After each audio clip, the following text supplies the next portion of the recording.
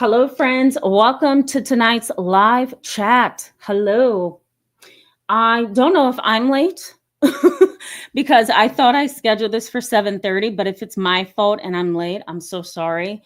Life just gets in the way and then I have to reschedule. Yeah, it looks like I scheduled it for 7:30. So I apologize if I'm the late one. I saw somebody like, what's going on? I hope everything's okay. So, yes, everything is okay. Good to see you guys. Hope you're having a wonderful Saturday. Hope that you are relaxing and resting and rejuvenating. I actually, before I jump into the meat of this conversation, I actually went to Home Depot today. And I don't know, let me look at this briefly. It is literally, hold on, I'm going to show you what the weather is near me. Okay. At the time, I'm trying to see if I can find it. I don't know if my data down here in my office is a little tricky. Oh well, anyway, it was 51 degrees and it was steadily dropping, so now it's like 45, somewhere around in there. I'm in Home Depot. I'm looking for trees and plants and flowers because I'm a gardener at heart. And I'm standing outside and I'm looking at all these trees and I'm just trying to figure out which ones look healthy, which ones don't. Home Depot's tree selection is a little iffy. You know what I mean? They're not as healthy as if you were to buy it from a nursery. But I'm outside and I'm like, it is cold out here. And I didn't have on a jacket or anything. I had on like this mini jacket, a sporty jacket. I'm like, it is cold out here. What is happening? And I literally observed anger at its best. There was a family behind me and the dad was like, let's go. And he's like screaming at his kids. And the little boy, he had to be about 10. His older son looked to be about teenage years. And the little boy says, Dad, why are you yelling at us? And he says, because it's effing cold out here. And he starts cursing. And I'm like, come on, dude, we're all cold out here. Just calm down. But his anger went from 0 to 100 in a matter of seconds because I'm like circling this area at Home Depot where there's all these flowers and he's circling with me and I'm putting things in my cart, and he's slamming things in his like mulch and, potting soil. But his disposition was so harsh. And I'm like, come on, dude. First of all, that's a terrible example for your children. That's number one. Okay. Number two, I don't really care to hear your attitude. I'm at Home Depot on my Saturday afternoon, just trying to chill out. Okay. I don't want to hear you slamming things and cursing at your kids unnecessarily. So I saw anger at its best today at a Home Depot, and I'm like, this is just very interesting that my topic today with you guys is about anger. There's no single definition of anger. Did you know that? No single definition of anger. Anger has been defined in a variety of ways in the wider society, right, in the world, but it's also been defined in various ways in the field of psychology. you know it's interesting because in social psychology it's defined as one thing, in behaviorism it's defined another way, in sociology it's defined a different way. It's really hard for the field of psychology, sociology, existentialism, phenomenology, I can go down a whole list, criminology. It's hard for us to nail down a definition of anger. So what do? Well, we come up with the best way to describe what anger is for that particular person and situation. Anger triggers a lot of physiological activation. So we're talking fight or flight, guys. We're talking the brain shifts and changes chemically. We lose our executive functioning, which is in the front part of the brain. It is behind the forehead, and that area is known as the frontal lobes. And the frontal lobes has a lot to do with personality, a lot to do with impulsivity, a lot to do with anger management, in the sense that you really have to pause and ask yourself, if you can, is this something for me to get upset about? Is this really worth me getting upset about? And that requires executive functioning. Oh God, what am I trying to say? That requires, the ability to pump the brakes, calm down, right? Measure if your anger is disproportionate to the trigger, and decide which way you're going to be. And so if you don't have that executive functioning, you can't regulate your emotions, and you also can't regulate your anger. And I see a lot of this in toxic family dynamics, where a parent can't control his or her anger because they don't have firm executive functioning or a healthy way that they kind of act, right? They don't have coping skills. They're lacking coping skills. They don't have the ability to pause and process. They see red immediately. They tend to get entrenched in their emotional anger. And they also tend to be very unempathic and insensitive to the space, the rights, and the emotions of others.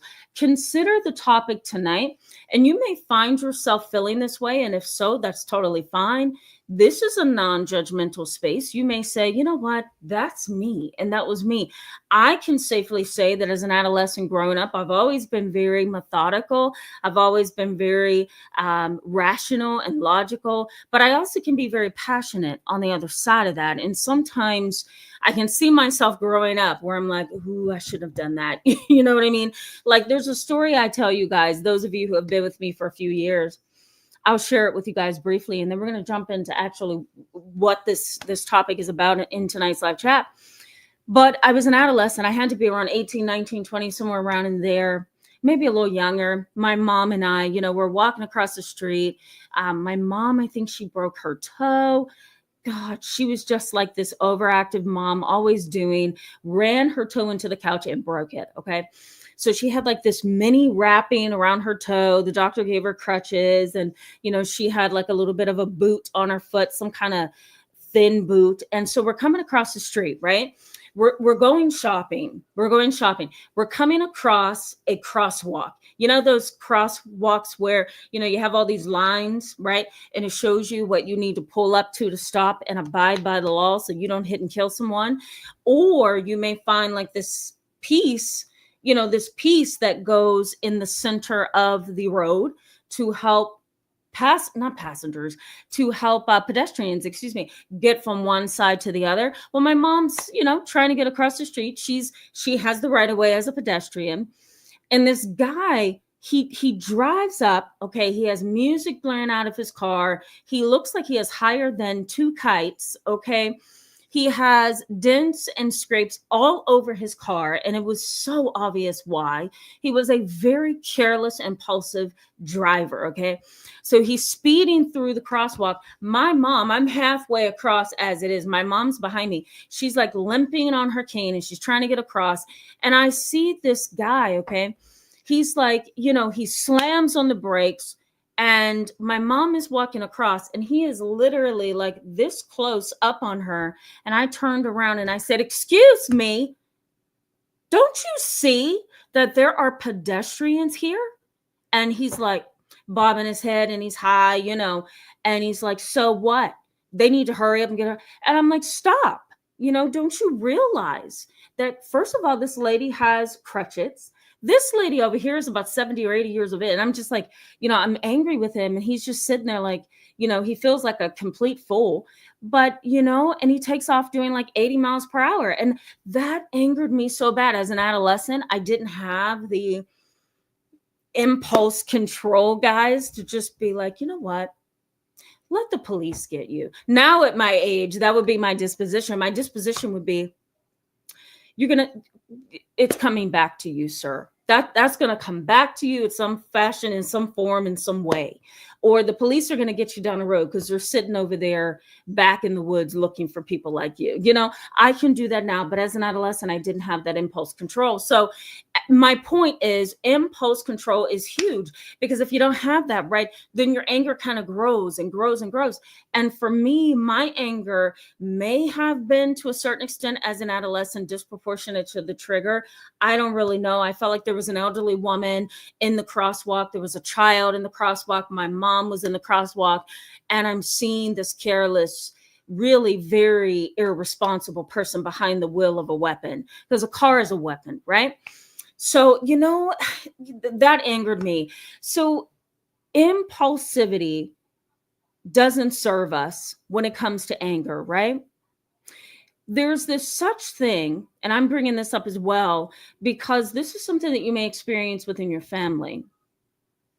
you may experience or see other people in your family, because this conversation on anger isn't necessarily about you. It's about how other people in your world, how their anger impacts you. So let me mention here that if you are growing up, if you've grown up in a family, or if you are in a family or relationship where a person is very angry, impulsive, doesn't have the ability to pause and make proper decisions, right? If you are in a relationship or a family dynamic where anger is the go to emotion, you can hardly have a conversation without the anger. You can hardly bring up things without feeling like you have turned on the oven in the house, right? Because sometimes everybody in a family is walking on eggshells because their anger is so, it's boiling under the surface because of something. And you can feel that, right? You can intuitively feel that something is under the surface here and I can't figure out what it is. If you come from a family or a relationship where anger isn't a healthy expression of emotions, then you can find yourself developing over time this sensitivity to challenges, right?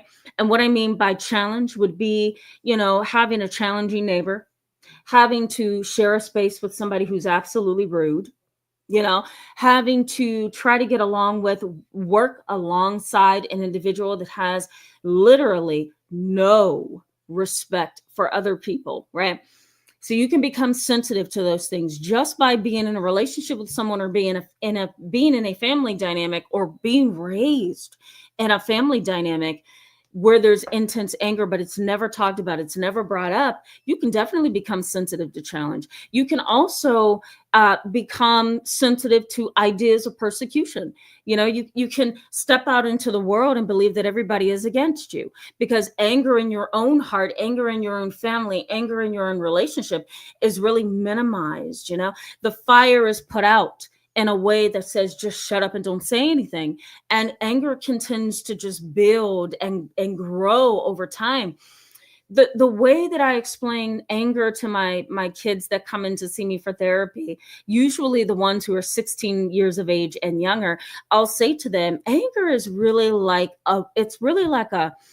it's like a wave. It's like a wave of water. You know how it is when you are surfing on the ocean, if the wind is blowing just the right way and the waves are going just the right way, you can kind of smooth and ride smoothly, over those waves. And it just looks like a work of art. But if the winds start blowing too high and there's too much energy and there's too much force, then a mini wave, right, can then turn into a major tragic situation, and it's going to knock the surfer off balance. And so sometimes kids are like, the ones that see me, they're like, wow, I didn't think of it that way, because that's really what it is. It's like, if you are in a family like this, or you've grown up in a family like this, or you're in a relationship like this, there's things going on under the surface and you're not talking about them. You're not getting it out. You're not riding that wave in a healthy way, and so then you become, over time, not only the victim to anger, but you become the victim of your own anger, not just their anger, but your own anger, because it then becomes very difficult to manage. So you can develop over time those ideas of persecution, that everybody is out to get you.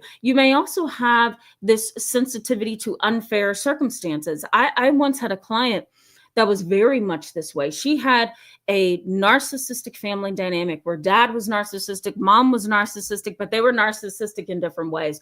Dad just thought he was the cat's meow, as I've heard people say. Mom felt like, she was intelligent. She was, in a sense, quote unquote, better than dad, because she felt like she didn't have this kind of mind blindness that her husband had. Her husband was very, what's the word? He didn't have self awareness, I'll put it that way.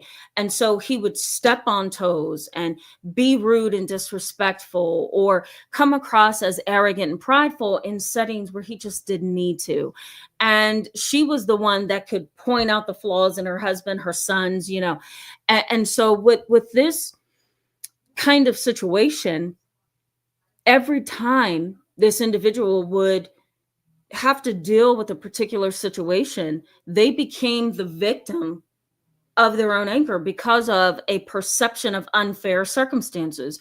They felt, and I say they because it's she and her husband, that they should have been treated fairly. I'm not going to point out the exact circumstance, but they felt that they were treated unfairly, and that just increased anger, and it also increased this lack of humility, because anger had them believing that, wait a minute, you're wrong, not me. I didn't do anything wrong.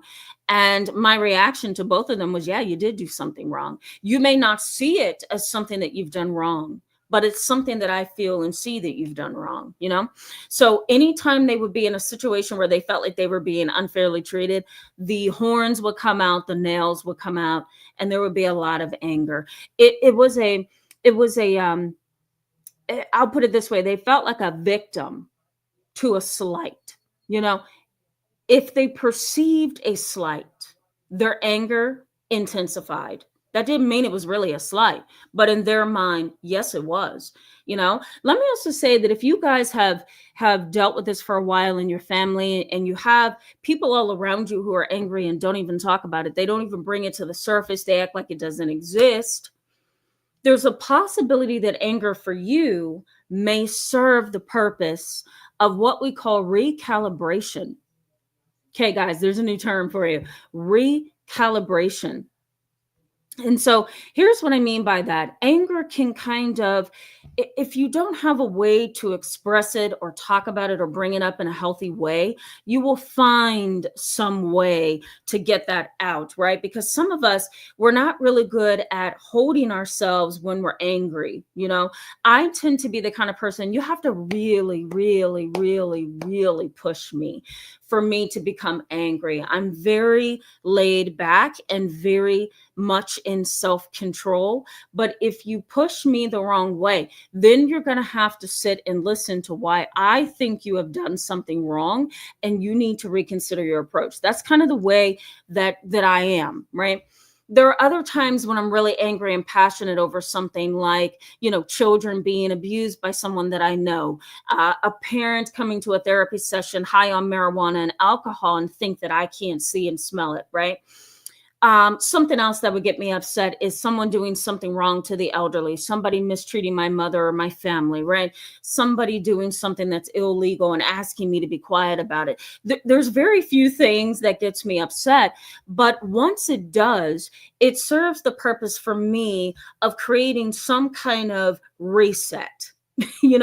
And it may do that for you. You may blow up about something or get upset about something because you absolutely have the right to get upset. Not that you think you have the right. You actually have the right to get upset here. In that particular circumstance, you may have a recalibration of your thoughts, feelings, and behaviors. It's like adjusting something, correcting something, hitting the restart button, right? Pausing something and dealing with something in a way that makes you feel like you've had a cathartic moment, or like you have been freed in some way, So I think that's important for me to put out here in this conversation as well. Sometimes anger truly is serving the purpose of recalibration. It's not just you going from 0 to 100 and you not having self-control.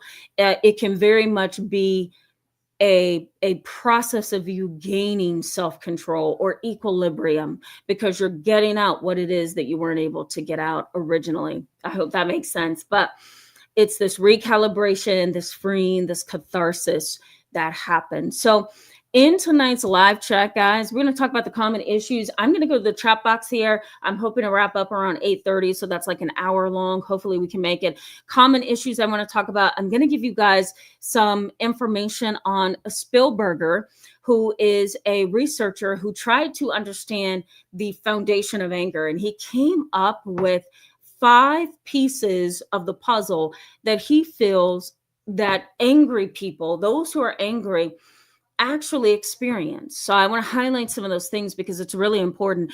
If you have If you have a family member, like a parent, who has been a very angry, dominating, hostile, reactive individual, you know all too well how their voice can trigger you, how their reactions to you can cause you to shake and just feel like you're having a panic attack.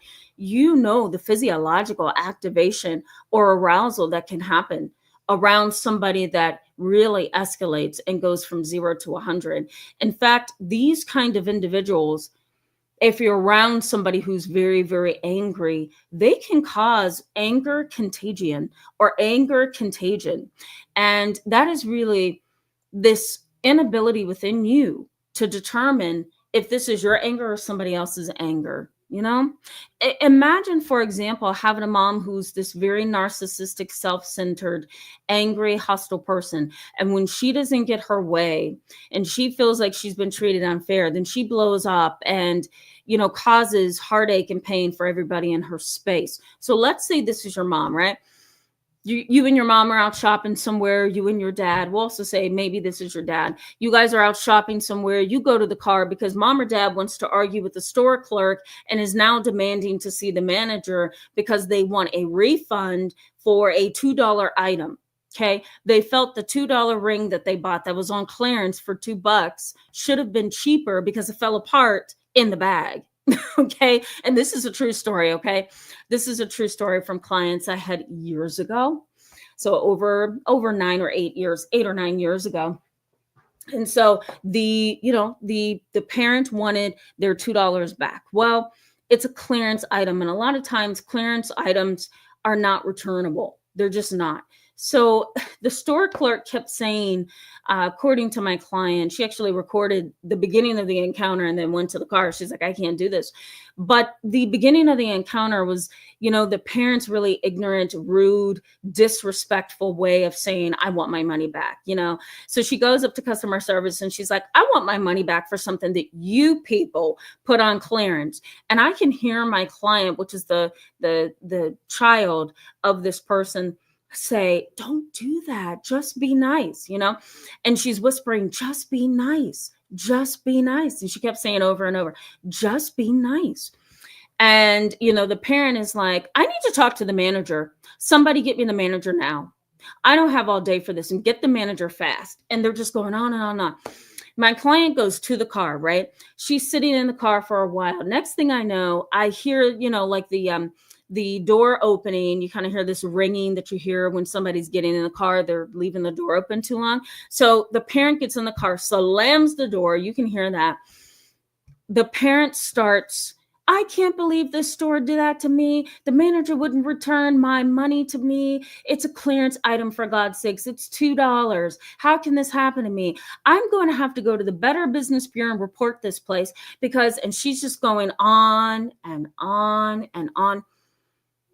And my client, I can hear her sniffling. She's sniffling because she's crying. Why is she crying? Because mom does this all the time and she's tired, And next thing I know, I hear my client's emotional response kind of escalate. She's crying and then I hear her breathing a little heavy. She sounds like she's nearing a panic attack. Her anger is getting higher and higher and higher. And the more mom fusses about the disrespect she felt in the store that didn't give her $2 back, my client then started to escalate as well and tried to placate mom by becoming almost just as angry as mom. And so when my client let me hear some of the pieces of this recording, I told her, you have experienced anger contagion, where there's an inability for you to distinguish your own anger from your mother's anger.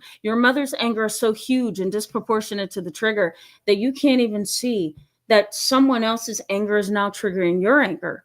And now you're becoming a ferocious beast right along with your mom because you can't separate her emotions from your emotions. And so we call that anger contagion. So we're going to go over some of this, guys.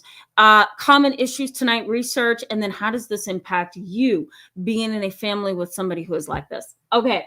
Let me go to the very beginning of the chat. Laura Fit, hello and welcome. Good to see you in tonight's live chat. Always good to see you. Orlando, Bossy Truthy 15, Elizabeth, hello and welcome. Good to see all of you tonight.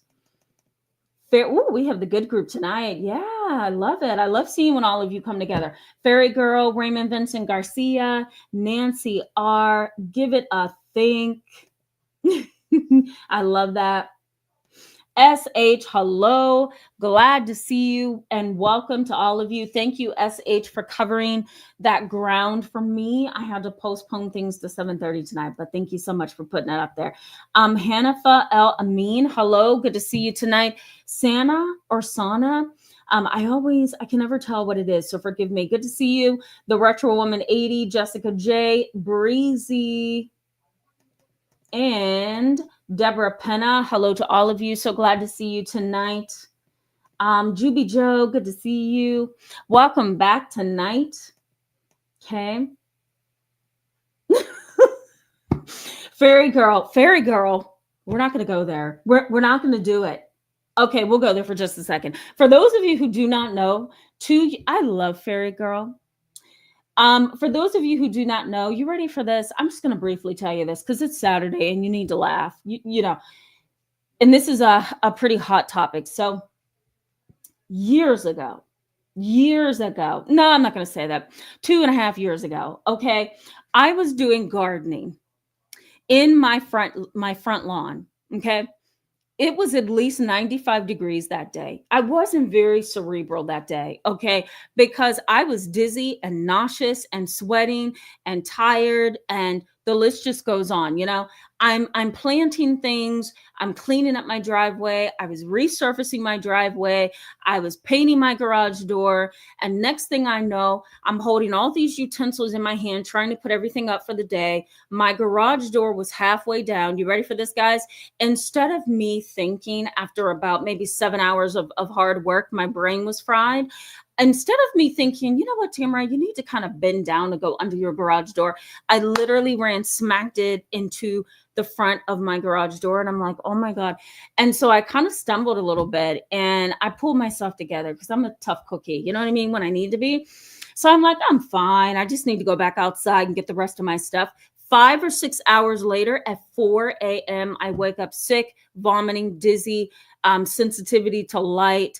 My heart rate was up, like the list went on. So when I went to my PCP, my family doctor was like, you have a concussion. Sent me to a concussion clinic. I had a moderate concussion, and that concussion took me at least 2.5 years to heal, and I'm still healing. I have a lot of vestibular issues, but Fairy Girl. So for those of you who didn't know that, that's what she's referring to. Fairy Girl, I was trying to be so careful. Thank you so much for that. I love you for that. Bossy Truthy 15, thank you so much. These are ancient. I needed a pop of color in my life today. So Ellie, thank you for that. Ellie Wynn, hello and welcome. Glad to see you. And yes, this topic is needed for sure. I see angry people all over the place, you know, even driving in traffic. Sometimes I feel my blood pressure, my heart rate rising up just watching drivers in today's society. You know, sometimes drivers are speeding through a parking lot like it's not a place where pedestrians are, you know. So there's a lot of anger in the world, and I only think we're getting angrier in this world. You know what I mean? Those of us who understand that, though, can be a light to those angry people, which is a wonderful thing. Jermaine, hello and welcome. Good to see you tonight. Okay. The nurse who loved me, 89, hello and welcome. Good to see you. Welcome. Okay, bear with me, guys. Raymond Vincent Garcia Jr. says, I was one of the family members doing bullying. Is that what you meant, Raymond? Yeah, to my younger brother, I need to apologize to him. Ah, that's so sweet. I agree. I mean, your brother may look at you now and say, are you serious, bro? That was back when I was 8 years old, you know? But it's a humble gesture of love to say, I am sorry. I didn't know what I was doing, you know? We all have to do things like that at some point. Honda, welcome. Good to see you. Honda says narcissist psychopaths are entitled to bullying because they know they are just superior. Oh yeah. They feel extraordinarily extraordinarily entitled to feel the way that they feel. I used to have a client like that. I'm going to share this with you briefly, and then I'm going to go back to the chat box. I had a client like that back in 2020, and I was in another office. I had a smaller, well, no, I had a bigger office. And I had interns with me, and I was seeing a lot of clients, and I took on this family that I probably should not have taken on, because dad was the complete definition of a narcissist. Mom was also the complete definition of a narcissist. The sad part, though, is her narcissism was shown up in her defense mechanisms. It wasn't shown up in how she treated her family. It wasn't shown up in how she treated friends, neighbors, or even me. Her narcissism showed when she was triggered. When her feelings of insecurity were triggered, her narcissism would come out. So we could say that's a vulnerable narcissist. Dad was also a narcissist, and I shouldn't have taken him on, because what he and his wife did was come to my office for an appointment. First of all, they came an hour too early. Okay. And this wasn't their first time at the office. This wasn't their first time around the bush. They had been seeing me at least for a few months. So they knew that I have back-to-back appointments. And sometimes I'll take a family in the back, but I'll have another family in the waiting room, calmly waiting. Or I'll have a family, my intern will have a family. And so the waiting room was getting a little bit small, right? So this family would come to the waiting room an hour before their appointment. I had to tell them to please stop doing that. They would come an hour too soon, eat their lunch, dinner, whatever, in the waiting room, okay? Would prop their feet up on the chairs to watch the TV in the waiting room, okay? And it didn't matter that I had signs up in the office that says no loitering, no hanging out in the waiting room. This is a medical facility. This is a facility that highly must abide by the rules of confidentiality and privacy, right? We have to keep things a certain way. And that doesn't mean you get a chance to come to your appointment an hour early, eat your food, prop your feet up and watch TV and wait for your time. So this family didn't think that they were doing anything wrong. Okay. This was a family of 4. So it was 4 kids as well in the waiting room. And I was seeing 2 of them, and my intern was seeing another 2 of them. So I had to actually go to this family in the waiting room. I said, I'm sorry, I have been seeing this pattern, and I have to let you know this is not permitted. I don't mind you guys coming 10 minutes before your appointment. That is totally fine. But an hour too early is not appropriate. Okay. The other thing is, I don't mind food, please bring your food and eat, but please be mindful that there are other people in the waiting room who may not have food to eat. There's other people in the waiting room that may not care to smell your food. There's other people in the waiting room that would possibly like to sit down, but your feet are being propped up, which means you're taking chairs. I'm going to have to ask that you stop. You won't believe that the parents, dad and mom, got very upset, very angry. They had this power struggle with me for the longest. They kept doing small things that still wasn't abiding by the rules of the office, wasn't showing respect for me or the people in the waiting room. And so I had to terminate them because you're not showing that you have the ability, and this is to you, Honda, you're not showing that you have the ability to recognize the error of your ways, to properly measure what you're doing, to be considerate, not only to me as the person whose office you are in, but also to the other people in the waiting room, to the other kids who are in the waiting room, maybe wishing they had a McDonald's burger, and there your kids are just eating and propping their feet up and watching TV. I love to make my families feel comfortable.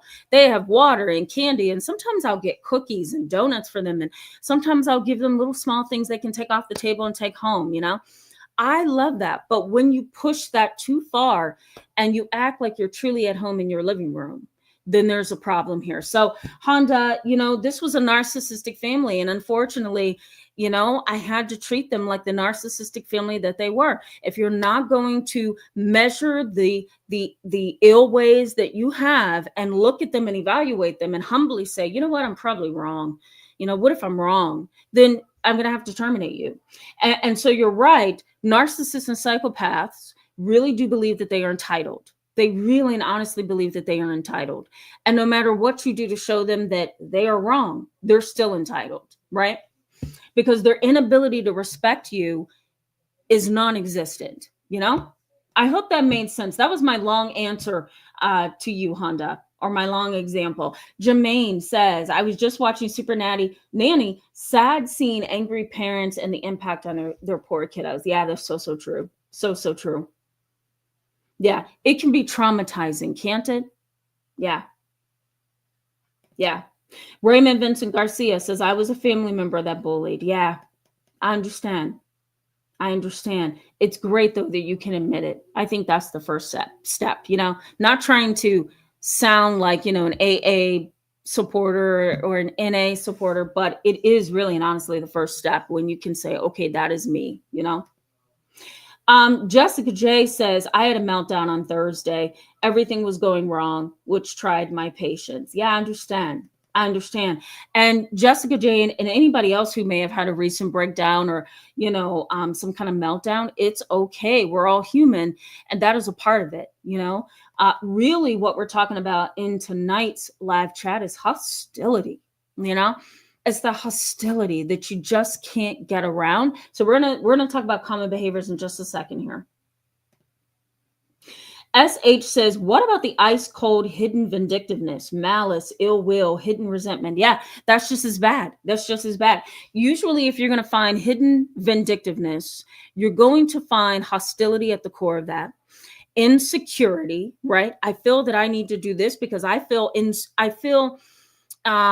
the word I'm looking for? Not insubordinate. I feel, I'm having a hard time with my memory tonight, guys. That was another issue from my concussion. I had a really hard time remembering. I can't think of what I was trying to say. Usually, I'm gonna turn this a little bit to kind of help me out here. Usually, you will find at the core of hidden vindictiveness, you're gonna find insecurity. You're going to find people who just feel smaller than you. I'm going to put it that way. And you may also find that if you dig into their history, there's some kind of painful past there. And the painful past could be, I grew up in poverty. I grew up in a bad location. I didn't have access to all the resources and the things that I wanted or needed. I was never able to measure up. I never had this opportunity in life to be A, B, and C. So hidden vindictiveness or malice or ill will or hidden resentment, at the core of that, you may find a really dark, depressing history that can help you understand why they behave as they are behaving and why they're being vindictive and why they feel they have the right to express their emotions to you in disobedience or ill will, So if you delve underneath the surface, you may find some real foundation as to why they act that way. Okay. Yes, Bossy Truthy said, you shared this story. I remember. Yes. Yes. You know what? I love you guys. I didn't think anybody remember that. Yes, you're welcome. You're welcome. You're welcome, GB Joe. Fairy Girl says, scary weapon a car is. Yeah, it is. My grandmother used to say it all the time. A car is a weapon. A car is a weapon. Elizabeth says, that was an impulse control problem. It was a rude driver problem. You're right.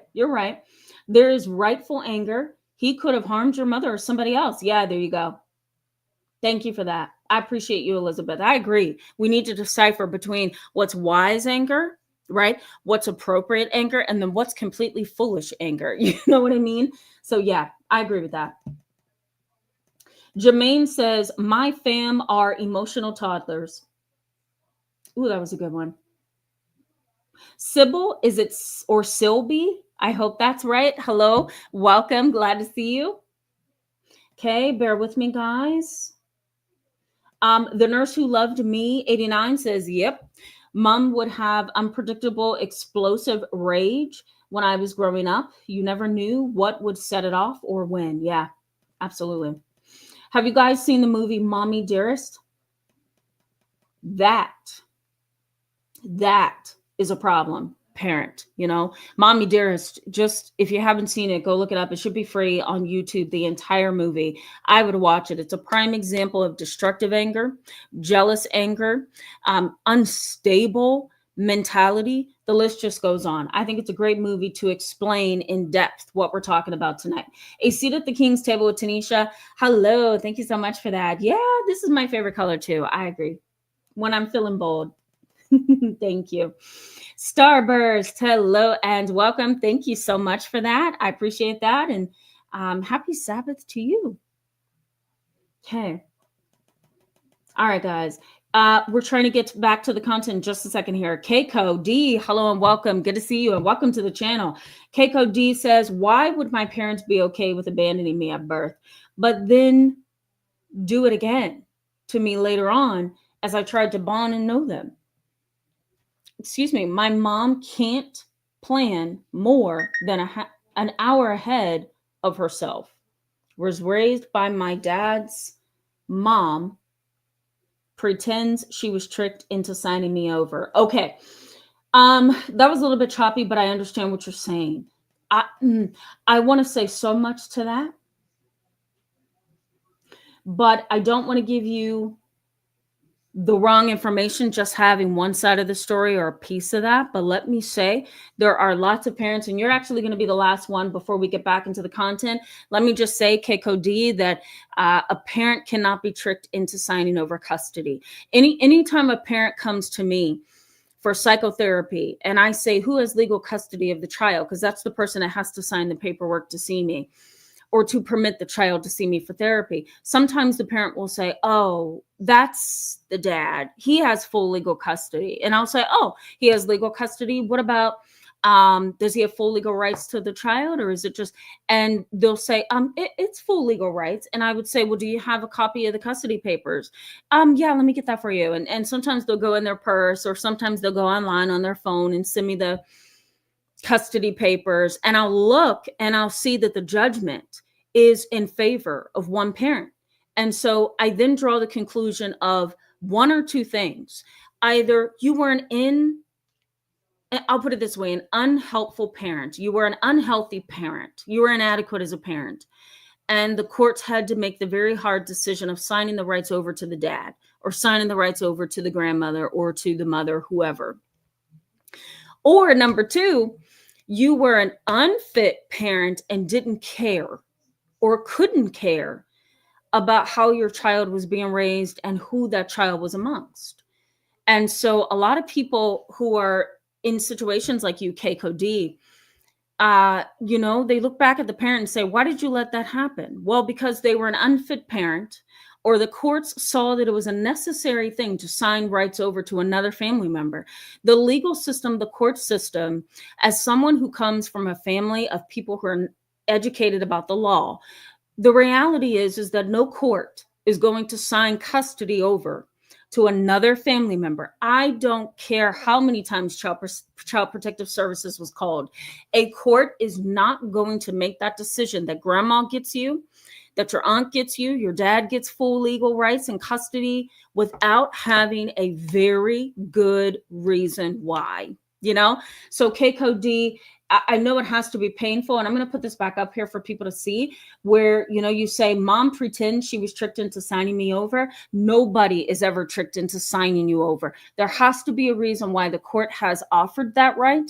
And there also has to be some firm foundation as to why the parent has been given that flexibility to sign their rights over. So I hope that it's helpful. I know it's probably painful, but I hope that it's helpful that you know that that is not an easy decision. That's not dad saying, you know what, can I take our daughter?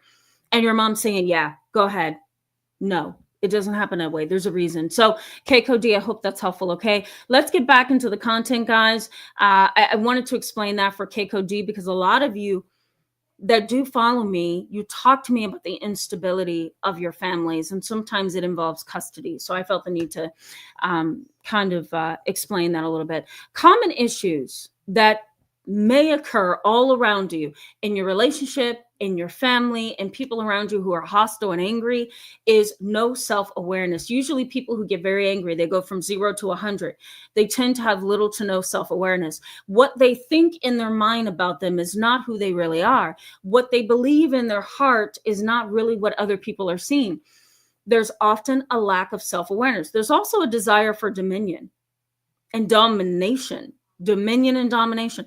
I want to be up here, and my anger scares people. Sometimes I'll get really negative people, I'll put it that way, come to me for therapy, or the child is in therapy and I learn the parent is a bad influence, and they literally sound like they're bragging. They'll say something like, I will, one of my family said to me one time as they're telling me about a incident that happened on vacation, they were like, I will cause the loudest, I will cause the most dramatic issue, I will be the loudest in the whole restaurant, I want to flip things upside down until I get my way. That was something that a parent said to me. And to me, knowing her psychological history, I realized, so you want to feel important. So there's this need for dominion. There's this need for domination. And let me just say, guys, these common issues are backed by research as well. I am going to make sure that I post everything into I need to talk slower, the description box for you so that you can see what we're talking about in the research. Okay. So they tend to have this need for domination and dominion. The other thing here is that there's a desire for some kind of internal reward. You get this internal reward when you're angry. If you're a bully, you are rewarded on the inside by pushing people around, right? Because your voice means something. Your disposition means something.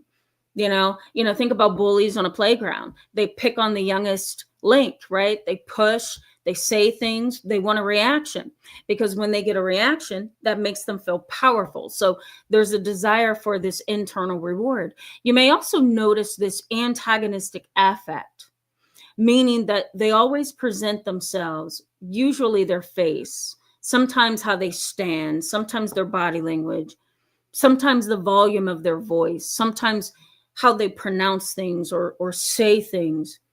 It can get across their hostility and their anger. You know what I mean? They may also have what research says and often suggests, this is pretty interesting, they usually have destructive fantasies.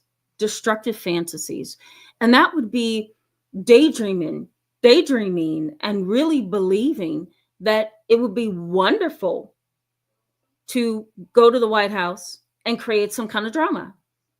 It would be really great to kill someone who is the CEO of an insurance company because I feel like I can get away with it.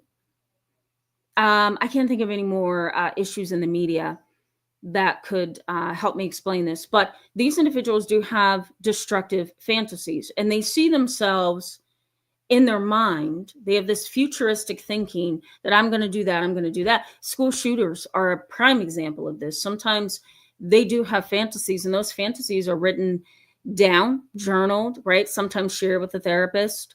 Years ago, I had a kid who eventually became not a school shooter, but he became someone who took a knife into his high school classroom. He was 14, and he stabbed over 15, 20 kids in the classroom.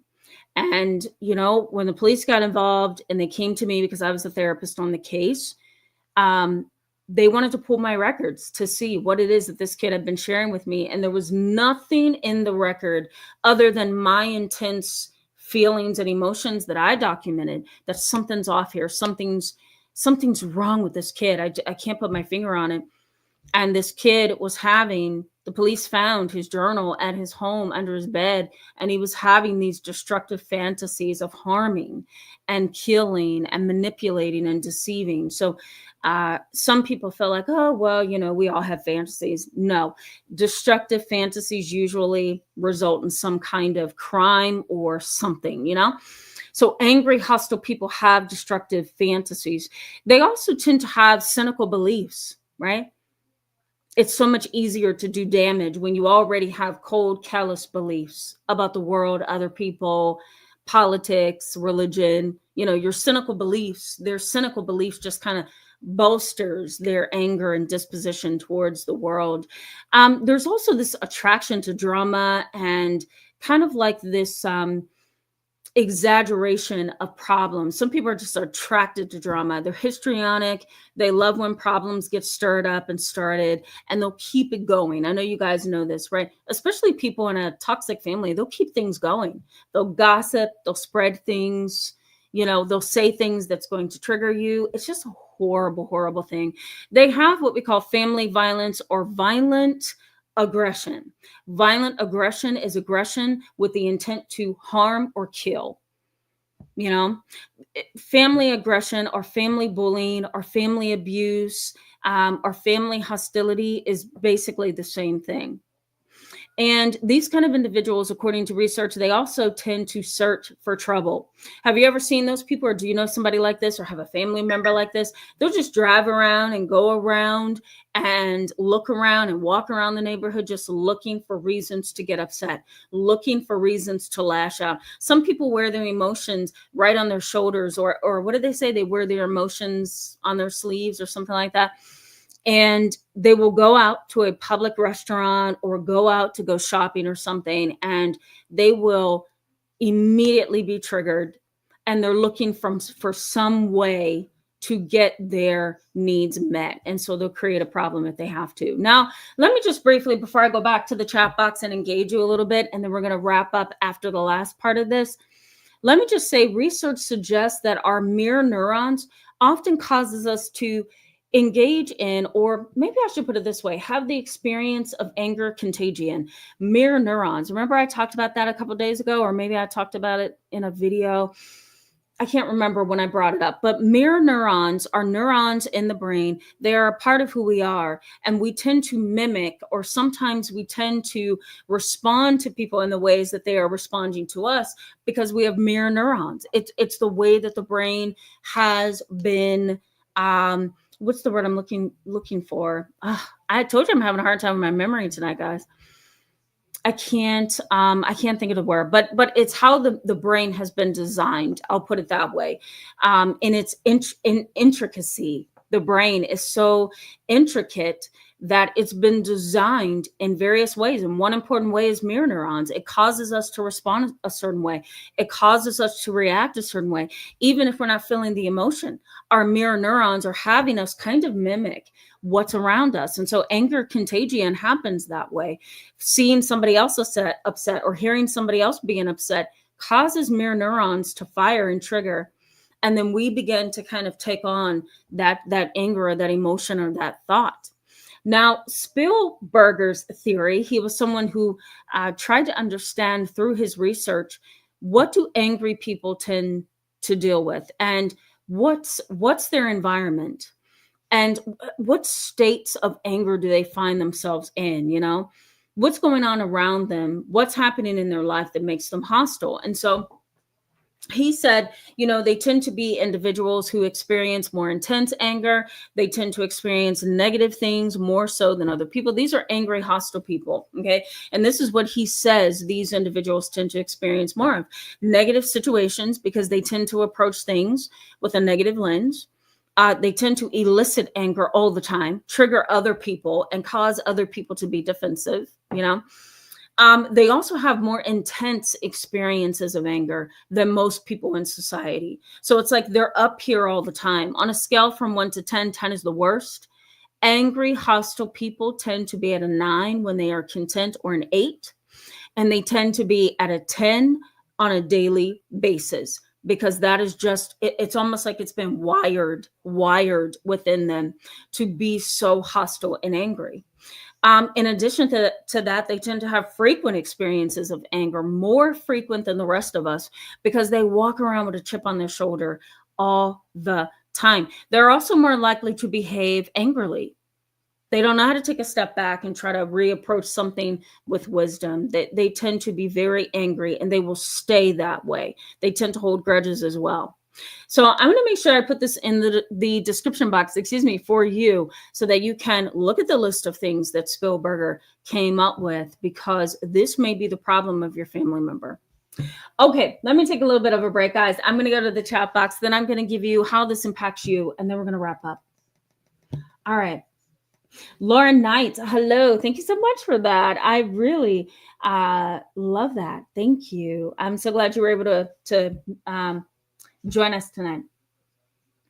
Ellie Wynn says, makes my nervous system sick to the extreme dealing with these raging, unhealed predators. Yeah, that's so very true.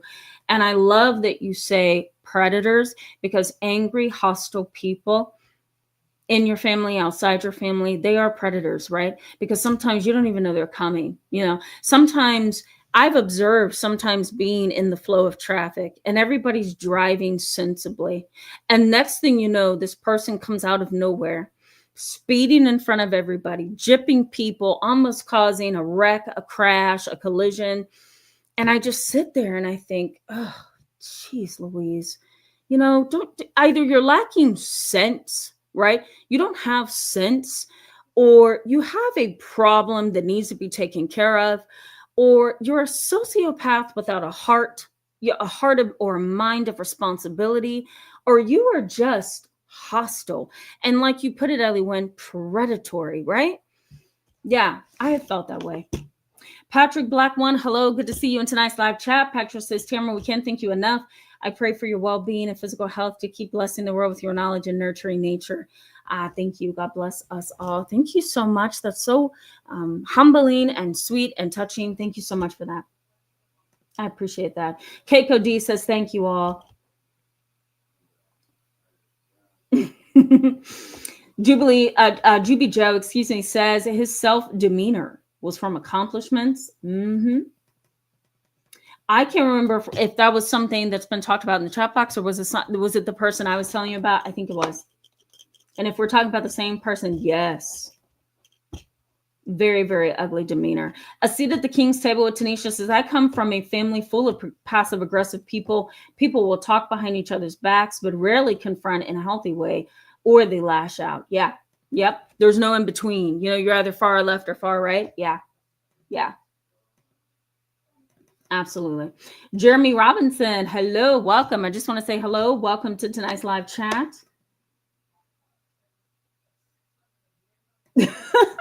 Thank you, fairy girl. Maybe. It depends on what I'm mad about, though. Depends. Sometimes I don't want to call it righteous indignation, but sometimes I get upset about things that would make most decent people upset, and I have to bring myself down, Don't be so mad at that neighbor across the street that mimics and copies everything you do, looks out their window where you're trying to have peace of mind, asks you how much money you make a year, why you bought that house. Like I will get upset over that. I really will, because what you're saying to me is, number one, you don't respect my privacy. And number two, you're being very ignorant and prying. Okay. And then number three, you don't have boundaries. So, things like that triggers me, fairy girl. Yeah.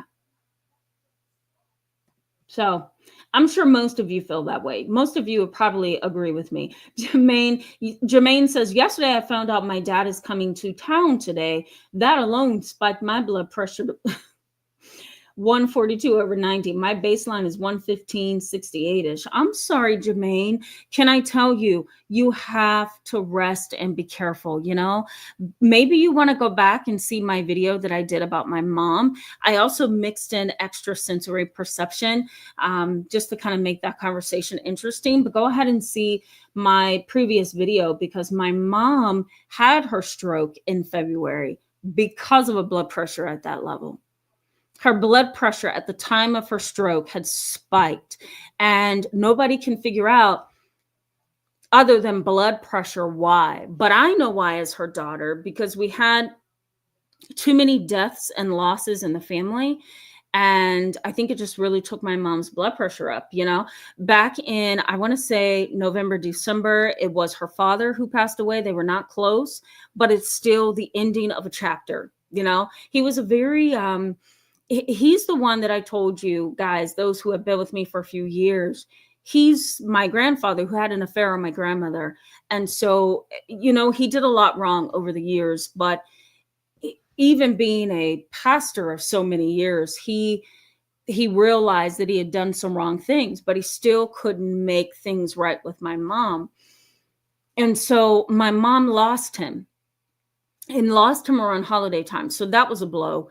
And then 2 months later, his sister, who is my mother's aunt, died. as well. And my grandfather's sister, my mom's aunt, was like her mother at one time. So it was like death of dad, death of mother. Boom, February hit.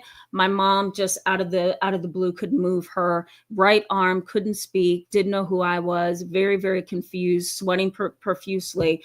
And I checked her blood pressure and it was 142/90. So even when the paramedics came, I asked, would you please check her vitals again? And her blood pressure had risen because she knew the ambulance was coming to 145/90. So Jermaine, I hope that gets you to a place where you can bring your blood pressure down because you know it's essential, you know? I'm so sorry you have to deal with your dad. But you want to keep your blood pressure low, okay? That can cause you a stroke for sure. Laura Fit says, I used to struggle with anger due to my narcissistic pap. Yeah. And wasn't allowed to express myself. So I learned to suppress my anger. Yeah, absolutely. Yeah. You internalized, right, Laura Fit? Yeah. Yeah. Sometimes we have to. Sometimes it's healthy to internalize as well. Evangelist Marvela, hello and welcome from California. Good to see you. And welcome to the channel. I don't remember seeing you. Good to see you. Okay, bear with me, guys. Jessica J says, I used to hold my anger inside and had heart palpitations. I didn't want to engage with the abuser. Yeah, I understand. I understand.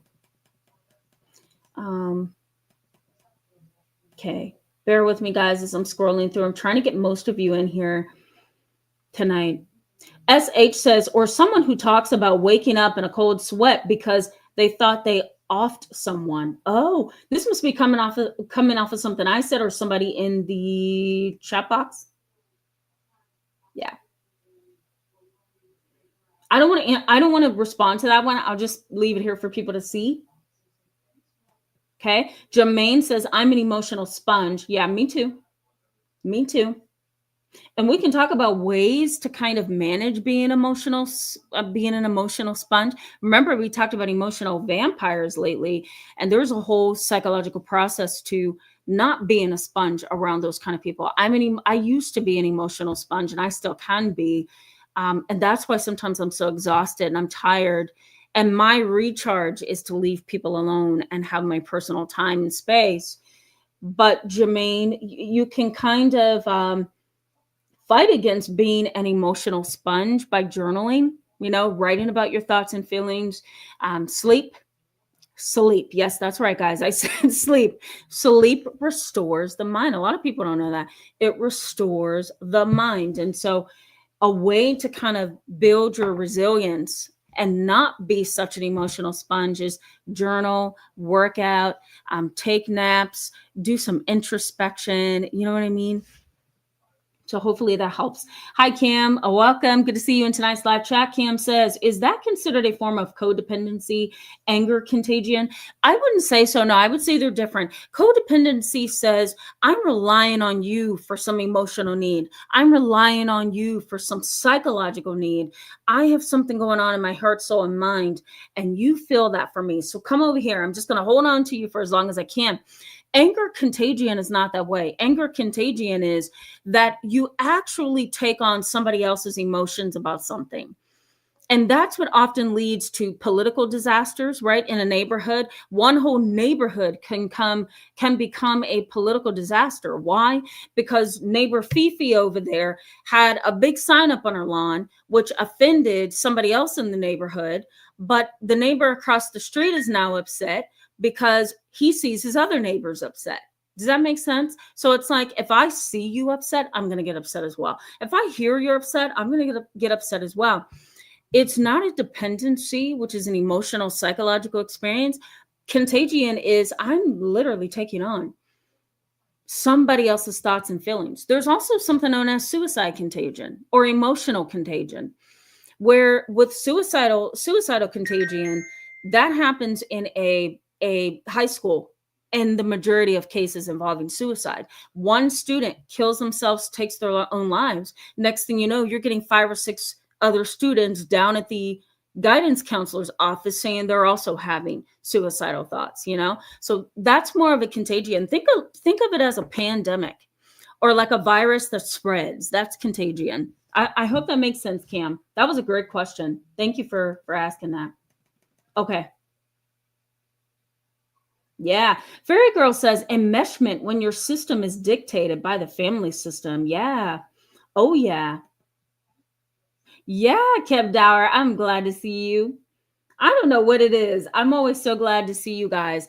If I see Starburst, if I see Kev Dower, if I see Ellie Wynn, if I see GB Joe, I mean, if I see you guys on here, my heart smiles. So just so you guys know that's my reaction to you. Ah, that's so sweet. Thank you, Fairy Girl. I love you guys too. I was just telling you that. Scapegoated Dad says amazing content. Thank you so much. Glad this is helpful. We're gonna keep moving, and I'm gonna do the last of the content, and then we are done. Give it a think. Says Tamara was in gardener beast mode. Yeah, right. I literally had my Tomb Raider pants on. You guys know Tomb Raider? You have to know Tomb Raider. Those of you who are around my age. She was the woman that did all kind of jumps and flips, and she was just a strong woman. Well, that was the beast mode for me that gardening day, and I didn't end well. So I like that. Give it a think. Thank you for that. Dre Williams, hello and welcome. Glad to see you. Welcome to tonight's live chat. Keisha Pollard, thank you so much. That's so kind, and thank you for being on the live chat with us tonight. Okay, Baby Buttercups. You guys come up with the cutest names.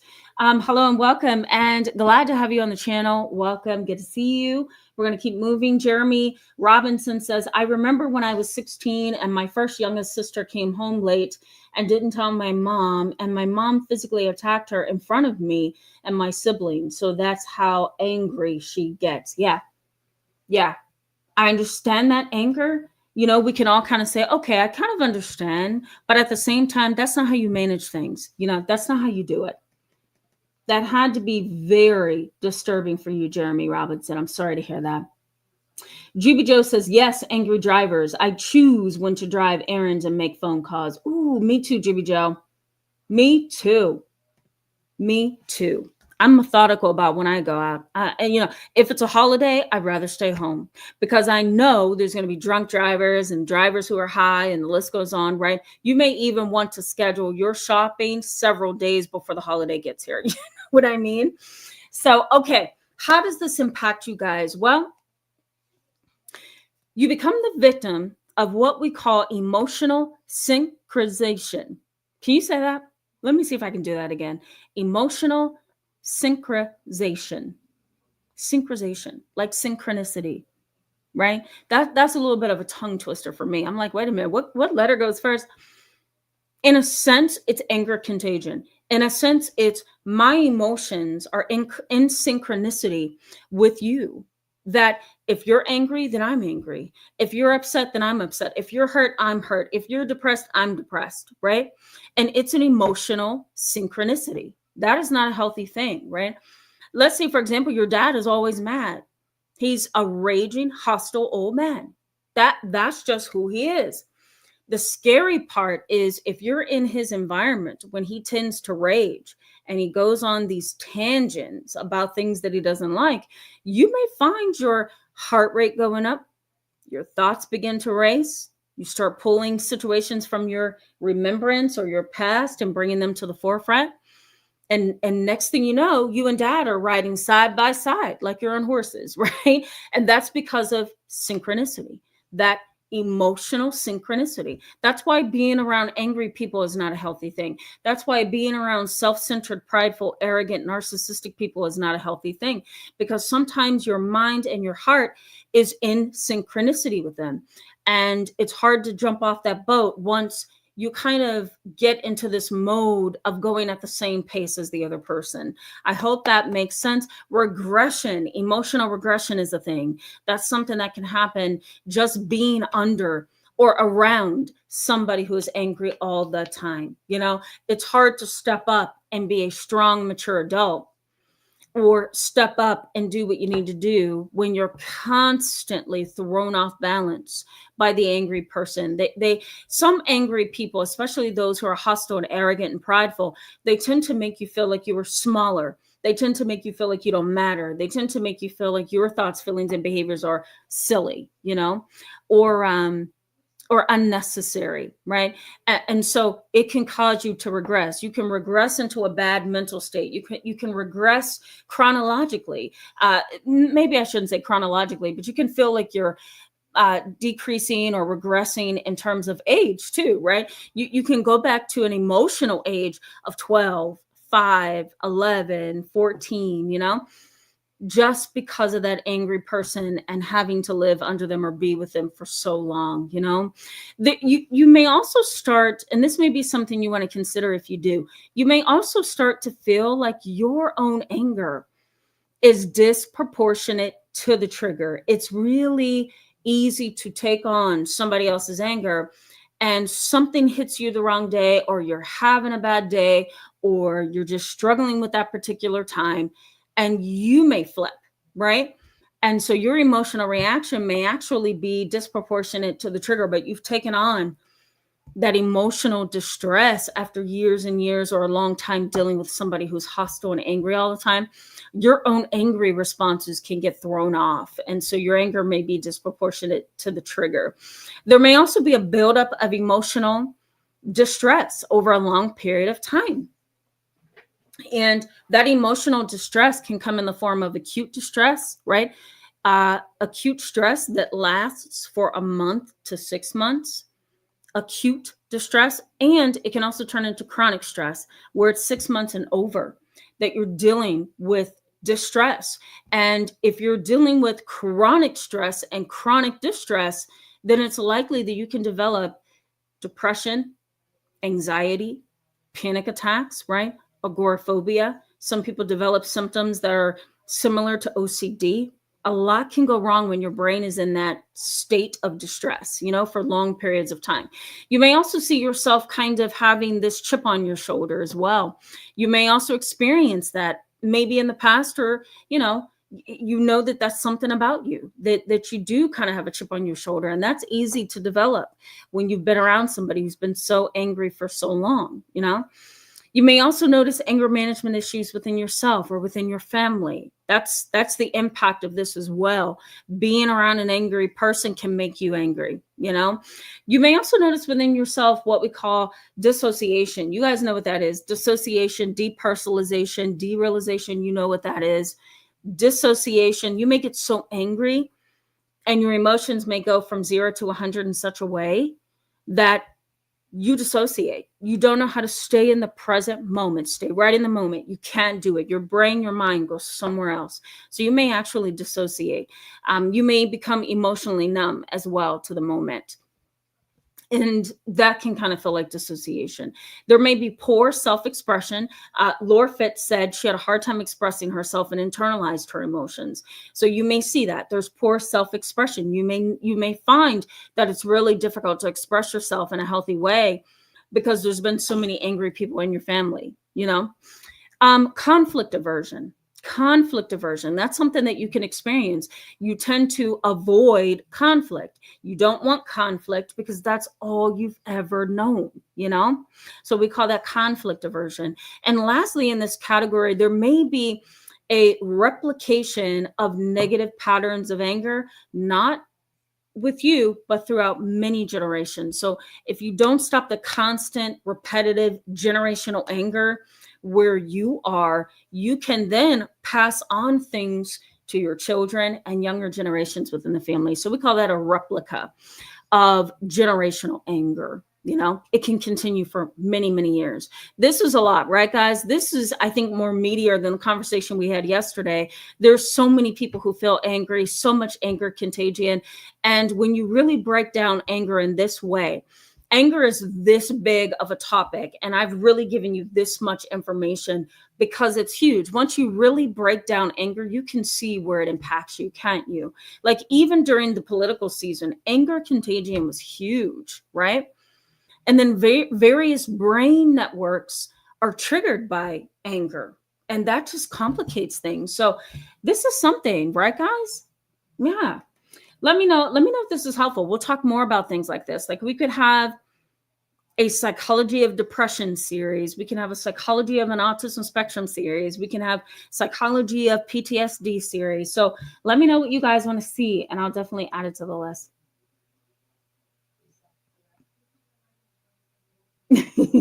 All right, let's do some comments. Okay, guys, I'm just scrolling before I bring these comments out. We're going to wrap up right after this. Jermaine says, love that. It's a humble gesture of love to say, I am sorry. I didn't know what I was doing. Yeah, it is a humble gesture of love. Absolutely.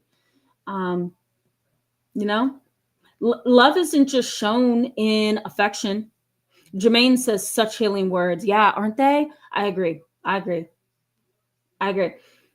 Love is interesting, but what's even more interesting is love can be, it doesn't have to always be physical affection, right? I don't always have to hug you. I don't always have to kiss you. I don't always have to hold your hand for you to know that I love you. Sometimes my expression of love to you is to say, I'm sorry, right? And when I tell my families this, sometimes they're like, oh man, that makes so much sense, because love is felt through just saying, I'm sorry. Sometimes that's all it takes to kind of heal. Jermaine, you're right. To heal is just to say, I'm sorry, you know? And your love is shown in that way. Eula's Assista, I don't know if that's correct. Hello and welcome. Good to see you. And welcome to the channel. Eula Sista says, is a narcissist a powerful person? No. Oh my God, no. Give me 1 second, guys. Excuse me. No. Excuse me, they are not.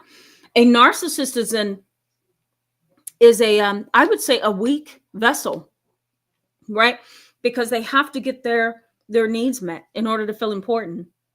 I've got to have a stroke to my pride. I've got to have people praising me. I've got to have people saying I'm this and I'm that.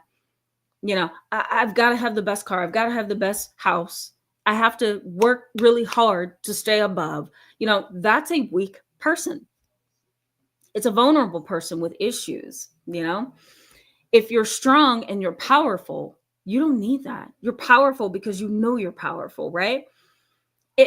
Usually what I say to my families of faith, when I know that they believe in God, I'll say, your power comes from God. That is your power center, right? Not that you have the best this and the big that and the nice shiny thing, you know what I mean? So no, I would say no. Not at all. Fairy Girl says power hungry. Fairy Girl, I'm gonna star that. Juby Joe says you're kidding me. Hopefully, I'm interpreting this conversation to be what it is. Eula's sister says superior, rather. Yeah, they're not superior. Oh my God, no. Fairy Girl says superiority complex. Jermaine puts up a man with his hand up. You guys are amazing. Give It a Thing says, those are the things that have been cracking up at night when I go back through the chat box. Give It a Thing says, it's always a problem when you need to explain appropriate behavior to adults. Children, it's one thing, but adults, no. Exactly. And that's why, you know, I thought I heard something. Sorry, guys. My mom's upstairs, and anytime I hear something, I'm like, what's happening? So I apologize for that. But Give It a Think, I'm going to start your comment because you're absolutely right. Before I had to terminate that family for consistent bad behavior, for consistent pushing of the boundaries, for consistent disrespect, I did have to tell them that, you know, I shouldn't have to correct you repeatedly. And I am certainly not going to deal with your attitude and your disrespect and your disposition because I've set a boundary in my own practice. I set a boundary and I've done it in the most gracious way I know to do it. Okay. There's a policy. The policy's on the wall. I'm asking you verbally not to do A, B, and C for the care and concern of everybody else in the office. That's end of story. And if you don't like it, I hate to say this, if you don't like it, go somewhere else. But I really want to help you. So that was my disposition. My disposition was, please look at the sign. Okay. If you still don't get it, then I'm going to have to verbally confront you about it. And I did in a very kind way. I says, I'm sorry to have to bring this up, but I'm telling all my families to please be mindful of your behavior, because your behavior directly influences and impacts somebody else in the waiting room. And I feel like I shouldn't have had to do that, right? Like, give it a think. Don't you look at some adults and you're like, really? I have to correct you? You don't already know that's a problem?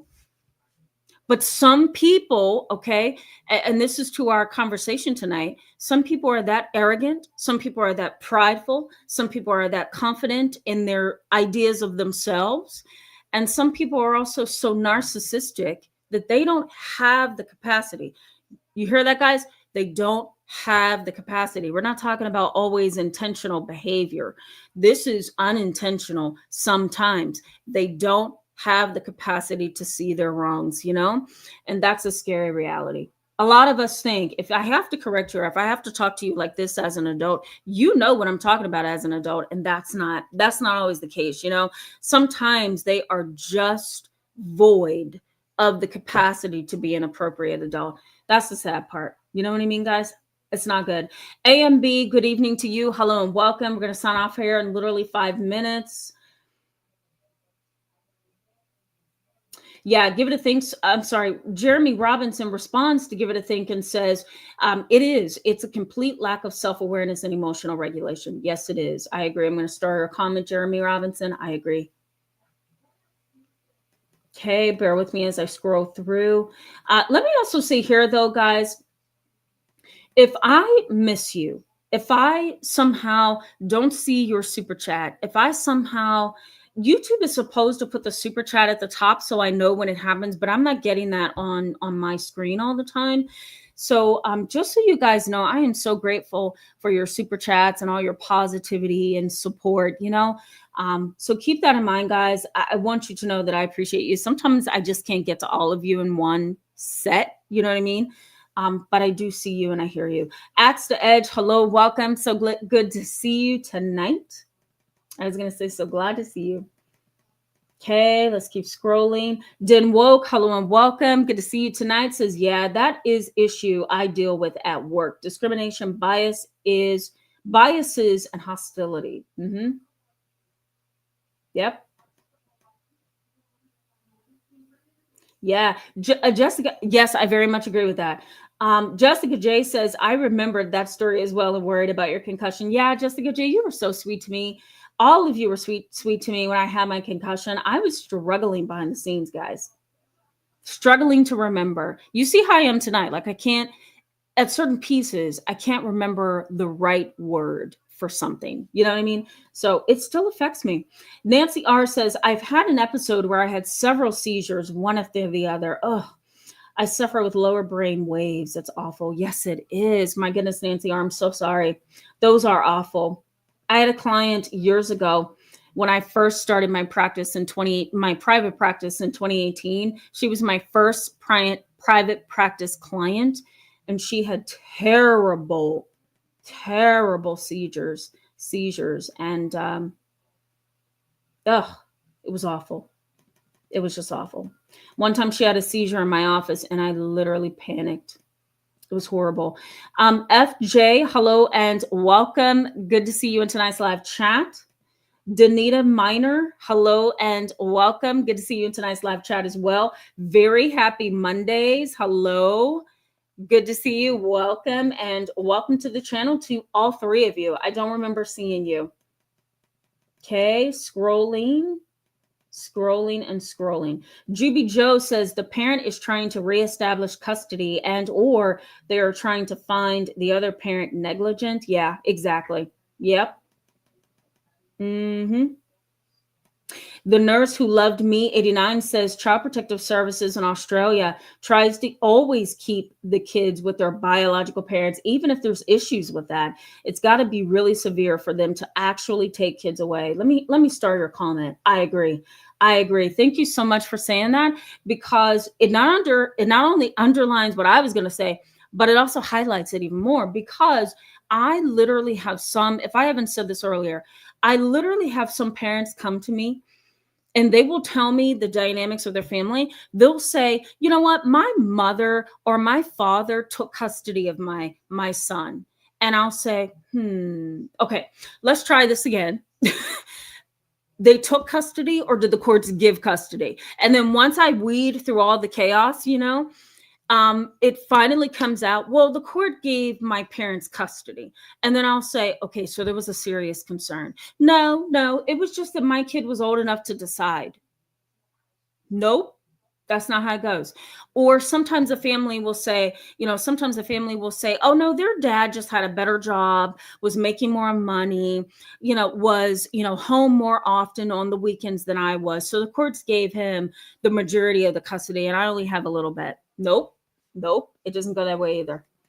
A lot of parents who have custody issues are in denial. They're in denial. They think that it's easy for a court to just sign over rights. And so the nurse who loved me, 89, that is not the case. Let me also throw in here, if you have a really angry parent who is abusive and hostile and has been abusive to you physically, emotionally, sometimes sexually and psychologically, sometimes that's not even enough for a court to separate the children from the biological parent. So it's an ugly system, right? But that's just the reality of it. It's not an easy, what's the word I'm looking for? Transaction of custody. There's always a reason. Arrow, hello and welcome. Good to see you in tonight's live chat. We're going to wrap up here in just a second. Arrow says, I believe they are fully aware of what they're doing. Whether they're capable of introspection is unlikely. Well, I know sometimes you look at really unstable people and you say, you know exactly what you're doing. Sometimes they don't, because their vision of themselves is an incorrect vision of themselves, right? So we may talk about self-awareness. All right. Okay, I think I got most of you. Francophile Poutine, thank you so much. Thank you. Hope you're doing well. Always like to see you in the chat box. Wise Virgin, hello and welcome. Good to see you in tonight's live chat. That's an interesting screen name. Wise Virgin, you're my last one. They say, hi, I'm starting to question if I was really abusive or victim of abuse as to why I lost custody of my child. I felt it was unjust. I wonder if narcissists are born or trained, how to heal from it. That's a lot in one comment. I think that it is a possibility there's something severe went on there. You also continue to say, my family is very toxic and used my chronic illness against me in court. Sometimes something can be used against you in the court of law, and sometimes it's just part of the picture. You know what I mean? Like, even when I get custody cases, number one, I tell the family, I'm not going to fight this in court with you. We're not going to do that. So you can find another therapist, but I am not an agent of the court. I am here to provide support, guidance, wisdom, the list goes on, and clinical treatment. Not be somebody that you can just ping pong around in the court system. So that usually stops them. But if they say, this was used against me in a court of law, okay, most of the time, it's most likely a part of the reason why you're in court in the first place, or a part of the reason why, you know what I mean? It's not always used against you. Sometimes it's just a part of that picture, you know what I mean? But I'm sorry that you're going through that. I think that's a really lonely place to be, where you're questioning, did I do something? Is this true, right? It's tough, right, guys? I love talking to you guys. I hope this was very helpful tonight. We're going to continue these conversations. I will be posting Sunday night or Monday night some information on the next topics that are coming up in this series. But yeah, I think that's it for the night. I hope you guys have a wonderful Saturday, safe and relaxing, and I'll see you in the next one. Good night, guys.